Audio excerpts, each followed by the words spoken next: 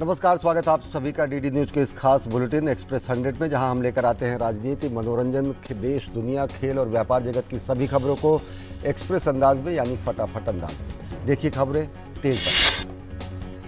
केंद्रीय गृह एवं सहकारिता मंत्री अमित शाह ने आज नई दिल्ली में विज्ञान भवन में ग्रामीण सहकारी बैंकों के राष्ट्रीय सम्मेलन को संबोधित किया। अमित शाह ने उत्कृष्ट राज्य सहकारी बैंकों, जिला केंद्रीय सहकारी बैंकों और प्राथमिक कृषि ऋण समितियों को पुरस्कार भी प्रदान किए। अमित शाह ने कहा कि इस प्रकार के राष्ट्रीय सम्मेलन विभिन्न क्षेत्रों में सहकारिता के सिद्धांत पर चल रहे संस्थानों के बीच एक कॉमन थ्रस्ट एरिया का निर्माण करने का काम करते हैं। सभी का थ्रस्ट एरिया कॉमन होगा, तभी सहकारिता क्षेत्र का विस्तार होगा। अमित शाह ने कहा कि प्रधानमंत्री नरेंद्र मोदी जी का विजन है कि समाज के अंतिम व्यक्ति तक अर्थतंत्र पहुंचे, और अर्थतंत्र के साथ साथ अंतिम व्यक्ति तक तभी पहुंचा जा सकता है जब सहकारिता क्षेत्र का विकास हो। केंद्रीय गृह एवं सहकारिता मंत्री अमित शाह ने नरेंद्र मोदी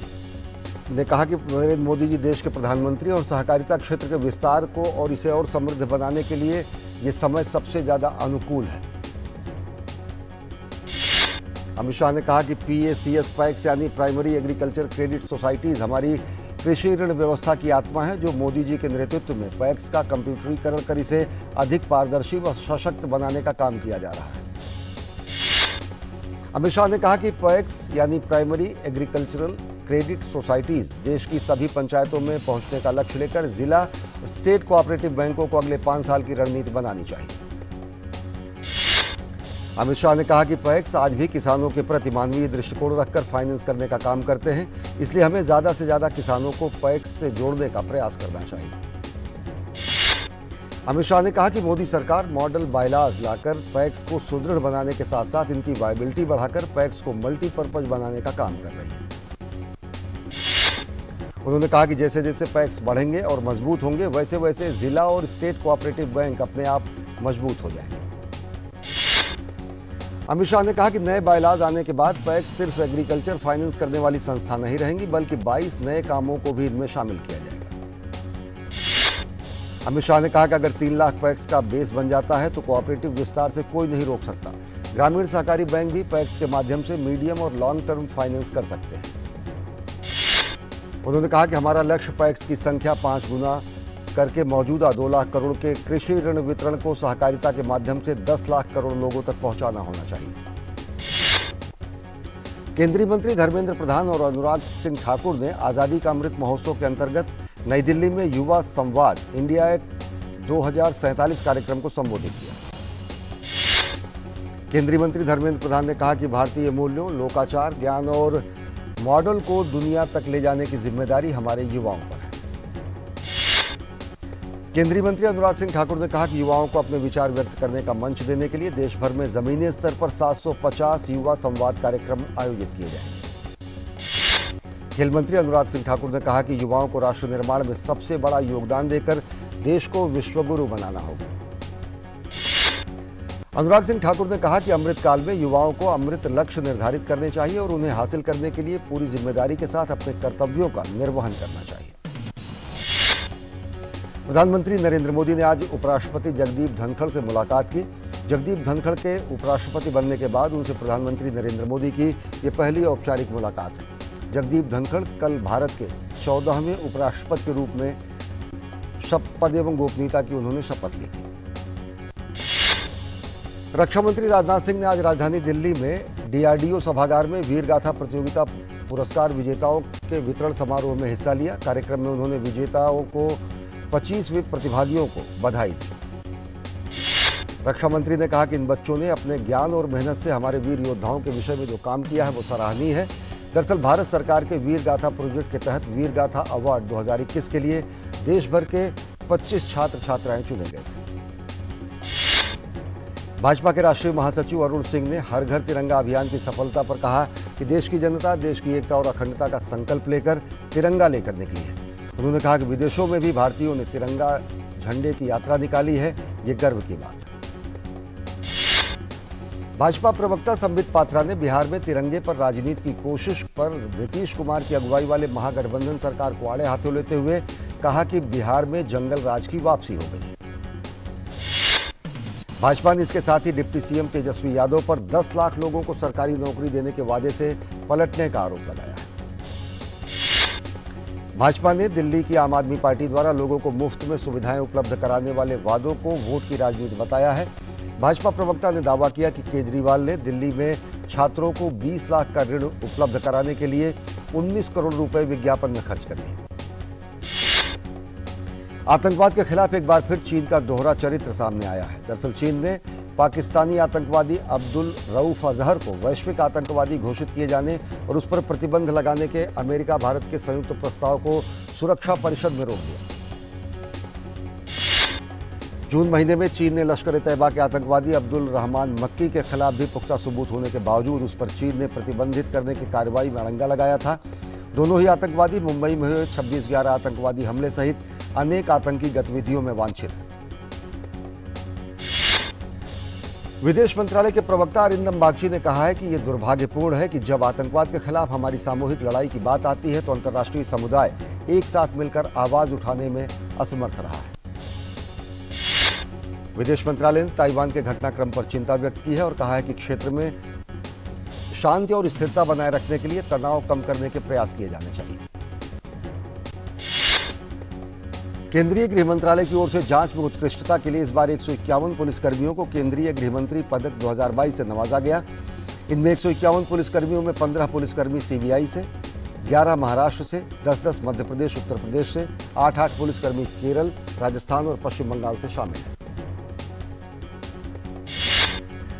भारतीय वायुसेना का एक दल भारत मलेशिया के बीच पहले द्विपक्षीय हवाई अभ्यास में हिस्सा लेने के लिए शुक्रवार को मलेशिया के लिए रवाना हो गया। वायुसेना ने कहा है कि वो Su-30, MKI और C-17 विमानों के बेड़े के साथ उदार शक्ति अभ्यास में हिस्सा ले रहा है। खबरें अभी और भी हैं, लेकिन वक्त है छोटे से ब्रेक का। देखते रहिए DD।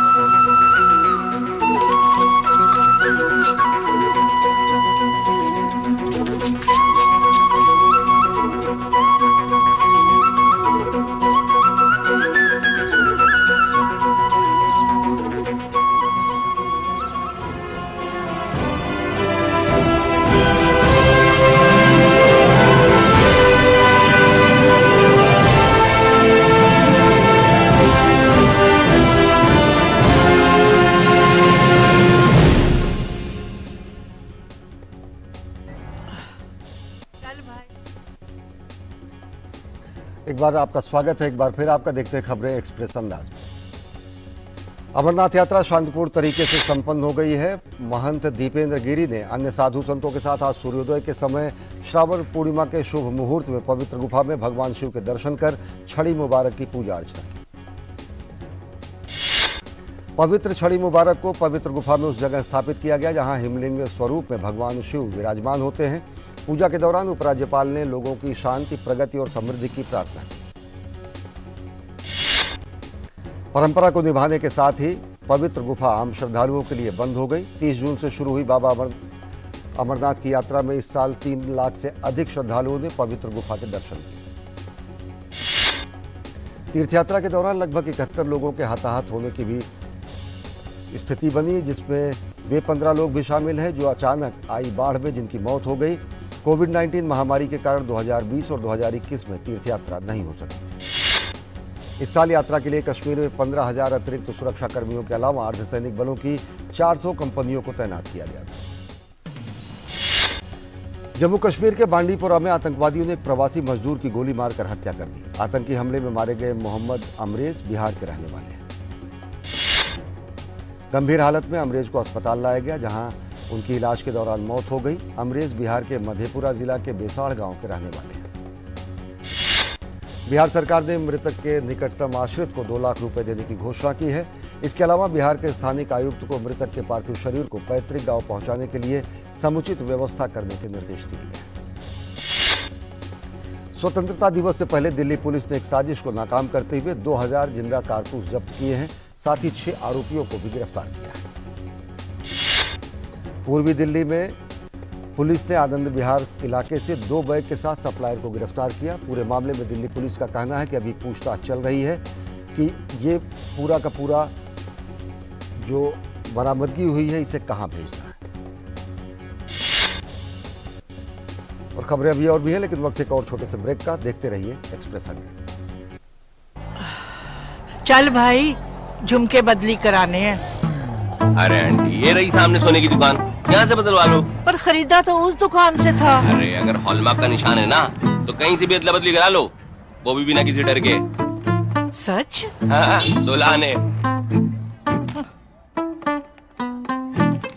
सोना कहीं भी खरीदो, बेचो बेझिझक बेफिक्र, हॉलमार्क के साथ। हॉलमार्क है तो सोना है।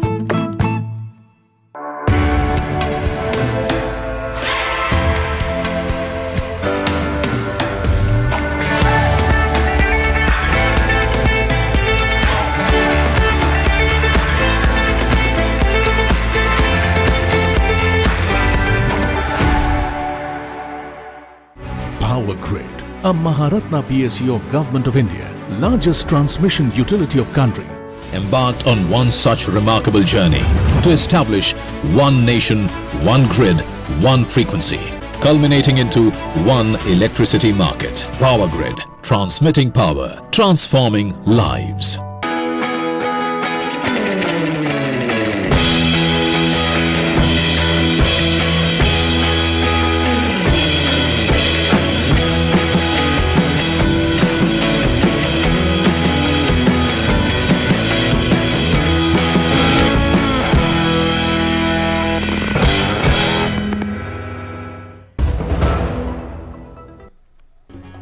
ब्रेक के बाद आप सभी का स्वागत है। देखते हैं खबरें एक्सप्रेस अंदाज में। दिल्ली में हुई बरामदगी पर दिल्ली पुलिस ने कहा है कि अभी हम जांच कर रहे हैं। प्रथम दृष्टया ये मामला आपराधिक नेटवर्क का लगता है, लेकिन इसमें आतंकवादी एंगल को नकारा नहीं जा सकता। दिल्ली पुलिस 15 अगस्त को लेकर पूरी तरह हाई अलर्ट पर है। पूरी दिल्ली समेत लाल किले की सुरक्षा के पुख्ता इंतजाम किए गए हैं।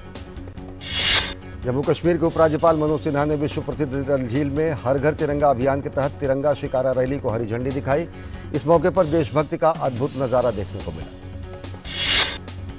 उत्तरी कश्मीर के सीमावर्ती जिले के कुपवाड़ा के कावारी लादरून क्षेत्र की रहने वाली नजमा ने हर घर तिरंगा अभियान के तहत 500 तिरंगे तैयार किए। नजमा कहती है कि अब तक 500 से अधिक झंडे तैयार किए गए हैं और 1500 से अधिक झंडे अभी बनाए जा रहे हैं, जो 15 अगस्त से पहले तैयार हो जाएंगे। नजमा का कहना है कि ये झंडे लोगों को बाजार भाव से कम कीमत पर मिलेंगे। गुजरात के मुख्यमंत्री भूपेंद्र पटेल ने राजकोट में आज़ादी के अमृत महोत्सव के तहत तिरंगा यात्रा में शामिल हुए। इस मौके पर उन्होंने तिरंगा यात्रा को हरी झंडी दिखाई। तिरंगा यात्रा में शामिल होने वाले लोगों में जबरदस्त जोश देखने को मिला। आज़ादी के 75 वर्ष पूरे होने पर आज़ादी के अमृत महोत्सव पर सीआरपीएफ ने दिल्ली में तिरंगा यात्रा निकाली। कार्यक्रम में लोगों ने बढ़ चढ़कर हिस्सा लिया। भारत सरकार के संस्कृति मंत्रालय के द्वारा राजधानी दिल्ली में तालकटोरा स्टेडियम में हर घर तिरंगा बढ़े चलो कार्यक्रम का आयोजन किया गया। कार्यक्रम में सूचना एवं प्रसारण मंत्री अनुराग सिंह ठाकुर ने लोगों से आह्वान किया कि हर घर तिरंगा लहरा दें, हर घर तिरंगा फहरा दें।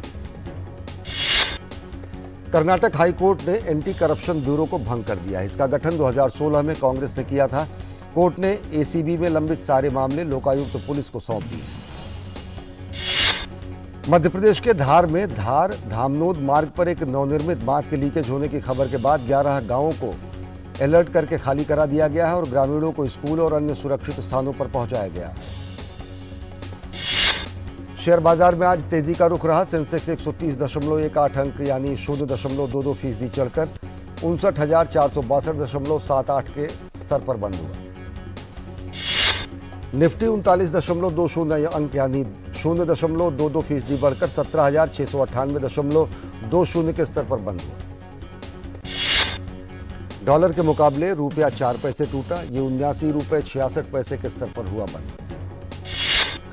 सोने के भाव में आज मामूली तेजी देखी गई। 10 ग्राम 24 कैरेट सोने का भाव 21,000 के भाव में 21 रुपए की तेजी देखी गई और ये 52,481 रुपए प्रति 10 ग्राम पर कारोबार करता नजर आया। चांदी के भाव में 210 रुपए प्रति किलोग्राम की गिरावट दर्ज की गई। इसका भाव 58,490 प्रति किलोग्राम रहा। खाने पीने के सामान और तेल की कीमतों में नरमी देखी गई और जुलाई में खुदरा महंगाई दर घटकर 6.71% पर आ गई। ये पिछले 5 महीनों का सबसे निचला स्तर है।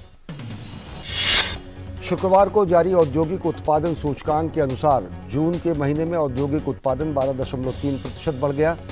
एक साल पहले जून 2021 के दौरान आईआईपी में 13.8% की वृद्धि हुई थी। सरकार ने शुक्रवार को कहा कि यदि आवासीय परिसरों को निजी इस्तेमाल के लिए निजी व्यक्तियों को किराए पर दिया जाता है तो उस पर जीएसटी लागू नहीं होगा। सेमीकंडक्टर आपूर्ति में सुधार आने से कंपनियां त्योहार से पहले उत्पादन बढ़ा पाई हैं, जिसके चलते जुलाई में यात्री वाहनों की थोक बिक्री सालाना आधार पर 11% बढ़ी है। अरविंद स्मार्ट स्पेस लिमिटेड अपनी विस्तार योजना के तहत एचडीएफसी कैपिटल एडवर्टाइजर्स के साथ 900 करोड़ रुपए के एक निवेश मंच को स्थापित करने की घोषणा की।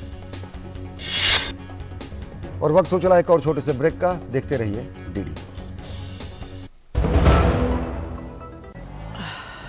चल भाई, झुमके बदली कराने हैं।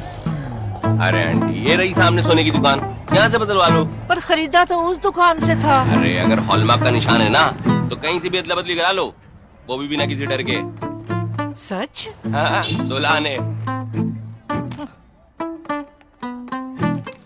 सोना कहीं भी खरीदो, बेचो बेझिझक बेफिक्र हॉलमार्क के साथ। हॉलमार्क है तो सोना है।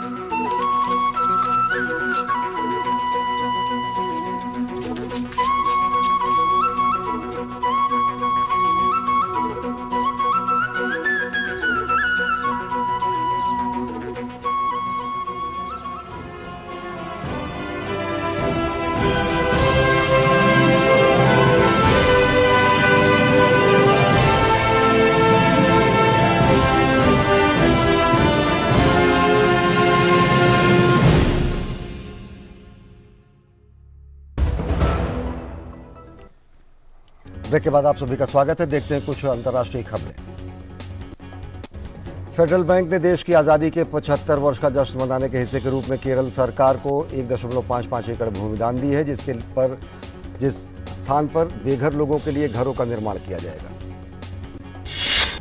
रूस और यूक्रेन ने एक दूसरे पर यूरोप के सबसे बड़े परमाणु ऊर्जा संयंत्र जापोरिजिया पर गोलीबारी करने का आरोप लगाया है। भारत के स्थायी प्रतिनिधि रुचिरा कंबोज ने कहा है कि जब से रूस यूक्रेन संघर्ष शुरू हुआ है, भारत हमेशा से एक सार्थक बातचीत और शांति के प्रयासों का समर्थन करता रहा है। यूक्रेन के राष्ट्रपति वोलोदिमीर जेलेंस्की ने जापोरिजिया परमाणु ऊर्जा संयंत्र के पास हो रही गोलीबारी को लेकर रूस की निंदा की है। जेलेंस्की ने संयुक्त राष्ट्र सुरक्षा परिषद से रूसी कब्जे वाले इस क्षेत्र को मुक्त कराने के लिए कड़े कदम उठाने का आग्रह किया है। अंतर्राष्ट्रीय परमाणु ऊर्जा एजेंसी के महानिदेशक राफेल मारियानो ग्रोसी ने जापोरिजिया परमाणु ऊर्जा संयंत्र पर गोलीबारी को लेकर गंभीर चिंता जताई है। ब्रिटेन में आर्थिक संकट से निपटने के लिए प्रधानमंत्री पद के उम्मीदवार ऋषि सुनक और लिज ट्रस के बीच जुबानी जंग तेज हो गई है। यूरोप के कई देशों में भीषण गर्मी का प्रकोप जारी है। ब्रिटेन में गर्मी के कारण अधिकांश जल स्रोत अब सूखने लगे हैं। ब्रिटेन के पर्यावरण मंत्री ने जल संकट की गंभीर चेतावनी दी है और उन्होंने लोगों से कम पानी के उपयोग की अपील की है। फ्रांस में जलवायु परिवर्तन के कारण दक्षिण पश्चिमी गिरोंडे क्षेत्र के जंगल में आग फैलती जा रही है। आग के कारण 10,000 से अधिक लोगों को अपने घरों से विस्थापित होना पड़ा है। अमेरिकी अटॉर्नी जनरल मेरिक गारलैंड ने पुष्टि की है कि संघीय एजेंटों ने पूर्व राष्ट्रपति डोनाल्ड ट्रंप के फ्लोरिडा स्थित घर पर छापेमारी की है और ये देखा जा रहा है कि क्या उन्होंने पद छोड़ते समय व्हाइट हाउस से कुछ दस्तावेज अवैध रूप से अपने साथ ले गए हैं। उत्तरी चीन के शांक्सी प्रांत में भारी बारिश के बाद आई अचानक बाढ़ में कई वाहन बह गए। बाढ़ के कहर में निर्माण कार्य में जुटे 5 श्रमिक भी लापता हो गए। वेनेजुएला के राष्ट्रपति निकोलस मादुरो ने कहा है कि उन्होंने पूर्व विदेश मंत्री फेलिक्स प्लासेनिया को कोलंबिया में राजदूत नियुक्त किया है। साथ ही वह संबंधों को और मजबूत बनाना जारी रखेंगे। कोलंबिया के विदेश मंत्री अल्वारो लेवा ने कहा है कि क्यूबा में वामपंथी गुरिल्ला समूह नेशनल लिबरेशन आर्मी के साथ शांति वार्ता फिर से शुरू होने की उम्मीद है। न्याय मंत्रालय ने शुक्रवार को जानकारी दी कि दक्षिण कोरिया के राष्ट्रपति यून सुंग योल ने सैमसंग इलेक्ट्रॉनिक्स के उपाध्यक्ष जेवाई ली को क्षमा दान दिया है ताकि वे देश को राष्ट्रीय आर्थिक संकट से उबरने में मदद कर सके। इस साल भी हांगकांग की आबादी में गिरावट का सिलसिला जारी रहा। जनगणना और सांख्यिकी विभाग के अनुसार वर्ष के मध्य में शहर की जनसंख्या 72.9 लाख थी। यमन की राजधानी सना में लगातार मूसलाधार बारिश ने भयंकर बाढ़ और दूसरी प्राकृतिक आपदाओं को पैदा कर दिया है। युद्धग्रस्त देश में बाढ़ और इससे जुड़ी आपदाओं के कारण कम से कम 19 लोगों की मौत हो गई है और 20 से अधिक लोग घायल हो गए हैं।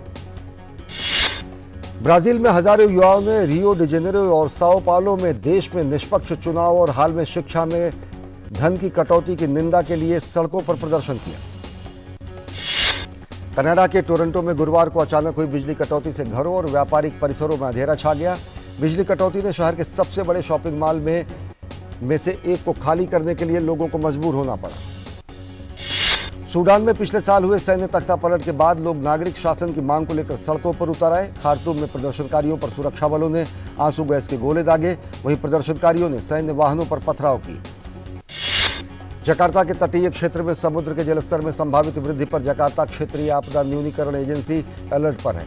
मौसम विभाग एवं भू भौतिकी एजेंसी ने चेतावनी दी है कि अगले कुछ दिनों में उत्तरी जकार्ता के कई तटीय क्षेत्रों में समुद्र के स्तर में वृद्धि होगी। ऑस्ट्रेलिया की एक अदालत ने शुक्रवार को गूगल को उपभोक्ताओं को गुमराह करने और लक्षित विज्ञापन के लिए व्यक्तिगत डेटा के उपयोग की अनुमति देने के लिए $4 करोड़ का जुर्माना अदा करने का आदेश दिया है।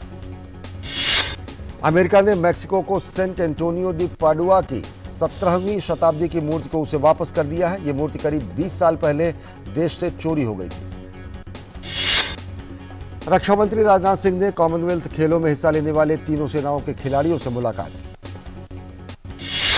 दिल्ली के जवाहरलाल नेहरू स्टेडियम में त्रिपुरा सरकार और भारतीय पैरालंपिक समिति की ओर से उन 8 खिलाड़ियों को सम्मानित किया गया जो भारतीय सेना का हिस्सा हैं और बर्मिंघम में पदक जीतने में कामयाब रहे। भारतीय सेना में अलग अलग पदों पर कार्यरत इन 8 खिलाड़ियों ने राष्ट्रमंडल खेलों में 4 स्वर्ण, 1 रजत पदक और 3 कांस्य पदक जीतने में सफलता पाई। जिम्बाब्वे दौरे के लिए टीम इंडिया में बड़ा बदलाव किया गया है। केएल राहुल की टीम में वापसी हुई और उन्हें कप्तानी सौंपी गई है। चोट के कारण पहले इस दौरे के लिए वे 15 सदस्यीय टीम में शामिल नहीं थे। राहुल की वापसी के बाद शिखर धवन को उप कप्तान बनाया गया है। भारत जिम्बाब्वे के बीच 3 मैचों की वनडे सीरीज की शुरुआत 18 अगस्त से होगी, वहीं 22 अगस्त को आखिरी वनडे खेला जाएगा।